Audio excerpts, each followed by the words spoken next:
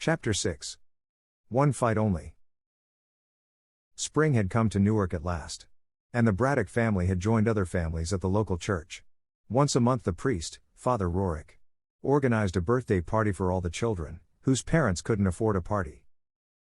Jim and May watched as their children joined all the others, around a large wooden table with 2 big cakes. Everybody starting singing, "Happy birthday, to you. Happy birthday, to you." Jim put his hand around May, happy that the cast was off at last. When it was time to sing the names, the different families all sang a different name. "Happy birthday, dear Jay," sang the Braddocks. "Happy birthday to you." Howard pulled his father's arm. "It was better when we had our own cake," he said. Father Rourke heard him. "Do you know I boxed your father a long time ago?" Howard couldn't believe it. He looked at his father in surprise. "You hit Father Rourke?" "As often as possible," said Jim with a big smile. May Braddock joined the 2 men. She looked worried. "Jimmy." She looked across the road. Mike, Jim's work partner at the docks, was sitting at the end of a long table. His wife, Sarah, held their baby daughter in her arms and she was shouting at Mike. "You're always trying to fix the world," she shouted. "Why don't you fix your own family? What kind of father are you? Too proud to let people know that our daughter can't have her own birthday cake." Mike stared back angrily. "Are you joking, Sarah?" Everybody watched the argument. Even the children at the party stopped playing. Jim walked over and separated the angry couple. "Hey, where's the referee?" he asked. "This is between husband and wife, Jim," Mike said angrily. "How can you call yourself that?" cried Sarah. Mike jumped up angrily. And Jim stopped him with a strong hand in the middle of his chest. "Calm down, Mike," he said. "Have a rest." But Mike couldn't calm down now. He pushed Jim. "There's no need for this," said the boxer. "Jim Braddock, big fighter," said Mike, and he threw a punch at his work partner. Jim knocked it away and then held Mike's arm. "Mike, I don't want to fight you," he said. "You couldn't do it in the ring," said Mike angrily. He rushed at Jim again. Jim pushed him to the side and Mike fell, hitting his head on the sidewalk. "Jim, no!" screamed Sarah. As Mike got to his feet, blood ran down his face. Sarah went up to him. Still holding their baby. Mike pushed her away. "Leave me alone," he said to her and Jim. He turned and ran down the street. When he had gone, Sarah turned to Jim. Tears poured down her face as she cried. "He wasn't going to hit me, Jim." Sarah began to chase her husband down the street. Jim looked up at May, who had tears in her eyes, too. "Why was it so hard just to come over for cake?" she asked. "Maybe he just needed a little time," said Jim angrily. "It's not always easy. Maybe he just needed a little time." May shook her finger at him. "Not at me, James Braddock," she cried. "Do you hear? I know it's hard. But don't get mad at me." Jim returned from work one afternoon. And found his children playing in front of the apartment building. Rosie looked up at him. "Teach me how to fight," she said. "I can't," said Jim. "I'll get in trouble with Mommy." Rosie just looked at her father with the same stare that May had. Jim couldn't say no to that look. "Okay," he said. "It's all about how you hold your body. Put your right hand here and your left here." Jim positioned her until she was standing like a little boxer. Then she threw a punch, which Jim caught in his big hand. "Look at that!" he cried. "You have a better jab than I did." As he and Rosie laughed, a familiar car stopped outside the building. "You're a brave man," called Joe Gould. Jim smiled. "Not really. May's at the store." Rosie, who wasn't yet finished with her boxing lesson, threw another punch. It hit Jim right on the chin. "Okay, Rosie," he said.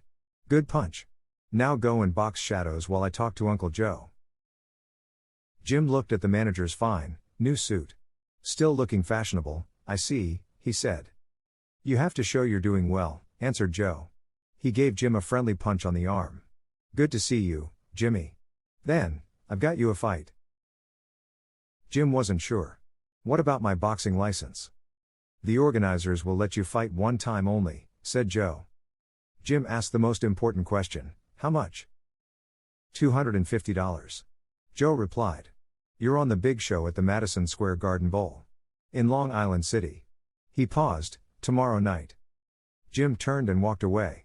He couldn't believe that his old friend and partner would play a joke like this on him. Joe chased after him. You fight Corn Griffin, Jimmy. The number 2 heavyweight in the world. He needs a fight before he boxes for the title. Jim's eyes were dangerous. Joe, this isn't funny. No one's trying to be kind to you. Griffin's opponent got cut. And can't fight. They needed someone they could throw in the ring immediately. Nobody will take a fight against Griffin without training. So. Joe looked away. I told them that Griffin could knock out a guy who has never been knocked out before. You're meat, Jimmy. They just need somebody to stand in that ring and be knocked out. Finally. Jim smiled and put a hand on Joe's shoulder. Then he looked his manager in the eye. Joe. For $250. I'd fight your wife. When May got home later, she wasn't happy about the news. Jim talked more about how it was only one fight.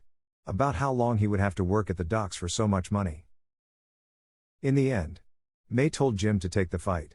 But that night she sat on the sofa in the dark and watched her sleeping husband through eyes red from crying. The next morning, the 3 children were outside early. But they didn't go out to play. They walked to the local butcher shop. Rosie knocked on the window. Sam, the butcher, looked down at the 3 children. We're closed today. His eye fell on Jay, remembering the time when the boy had stolen from his shop. Well, look who's here. Shall I lock everything up? Jay's face was red, but he bravely stood by his sister, who walked up to the counter. I need a piece of meat, please, sir, she said. Steak. Do you have any money? Rosie shook her head and the look in Sam's eyes became softer. I can't just give the meat away. It's not for me. It's for my dad, Rosie replied. He needs it to win a boxing fight. Chapter 7. Back in the ring. Long Island City, New York, June 14, 1934. Jim's name wasn't even on the sign. But he didn't care.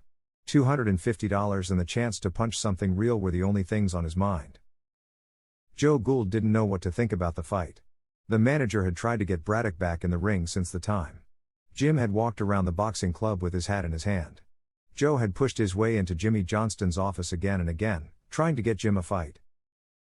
He had been outside Johnston's office when the fight organizer got the bad news about Griffin's opponent. Just 2 days before the big fight. This left Johnston with a problem. Griffin was a promising young star in the boxing world. And Johnston wanted to get the New York sports world interested in him. The young Southern boxer needed to beat a fighter in the city who had once been a big name.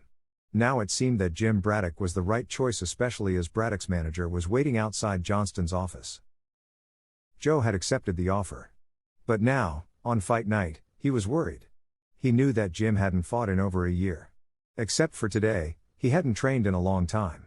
He had even sold his boxing gloves and shoes. Joe had to borrow some so that his boxer could fight. As the manager bent to tie up his boxing shoes, Jim smiled.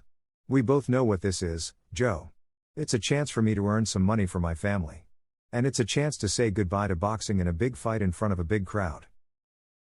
Suddenly, there was a loud noise from Jim's stomach. What was that? Cried Joe.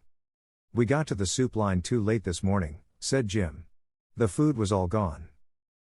Joe jumped to his feet. How are you going to fight with an empty stomach? He shouted. He ran from the room and appeared a few minutes later with a bowl of thick meat soup in his hand. Eat fast, he said. Where's the spoon? Asked Jim. He began to put one hand into the bowl. Stop! Cried Joe. I don't have time to tape your hands again. I'll find a spoon. Joe rushed out again. But Jim couldn't wait. He pushed his face into the bowl and began eating. He didn't notice the changing room door opening. I don't believe it. Am I seeing a ghost? Said a voice. Jim looked up, with food on his chin. A young man at the door was giving Jim an unpleasant smile. Isn't that James J. Braddock? When I saw the name, I thought it must be a different guy. The man stepped into the room and took out a reporter's notebook.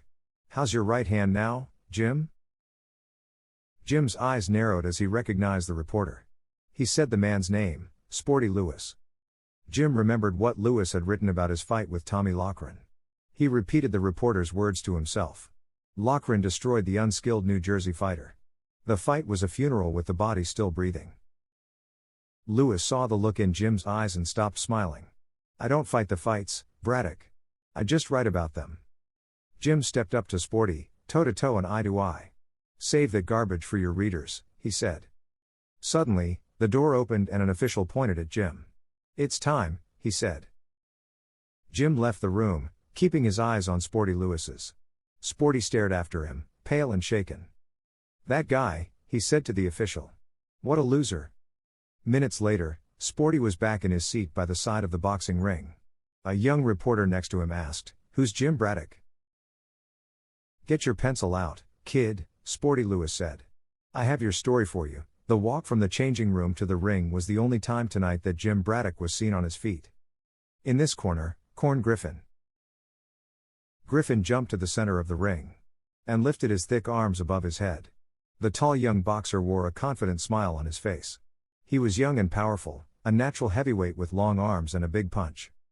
And in this corner, from New Jersey, Jim Braddock. The crowd were silent. When the bell rang, Griffin came out punching hard and fast. Braddock danced and dodged, doing everything possible to keep away from Corn's powerful punches. After 30 seconds, Braddock decided that this fight was a bad idea. His opponent had trained hard and was ready to fight. He timed his jabs and punches to Braddock's body perfectly. Jim's only goal now was to finish the fight without getting hurt. He had to be able to work at the docks the next day. Suddenly, a big left-hand punch from Griffin hit Braddock on the side of the head. He went down. As he lay there, the clock seemed to stop. Braddock's down, cried the announcer over the crowd's boos. 1, 2, 3, counted the referee. Braddock tried to get to his feet. 4, 5, 6. Braddock was on one knee, but the referee continued counting. Get up and use your left, Gould called to his fighter. Finally, Braddock stood. The referee walked over to him and checked his eyes and the cut in his mouth. It's finished, Braddock, he said. Braddock looked across the ring at his opponent and joked. He doesn't look so bad. But the referee began to lift his hand to end the fight. Jim held his arm with two gloved hands. Please. Let me fight. The referee paused, looking hard at Jim, and then he stepped to the side. The fight could continue. Griffin was waiting to continue his attack. Braddock answered one punch with a left-hand jab. It didn't hurt Griffin. But Jim was surprised that he could throw a left-hand punch at all. In the second round, Griffin continued to chase Braddock around the ring. The young fighter wanted to win by a knockout, and Jim had to keep moving to dodge Corn's punches.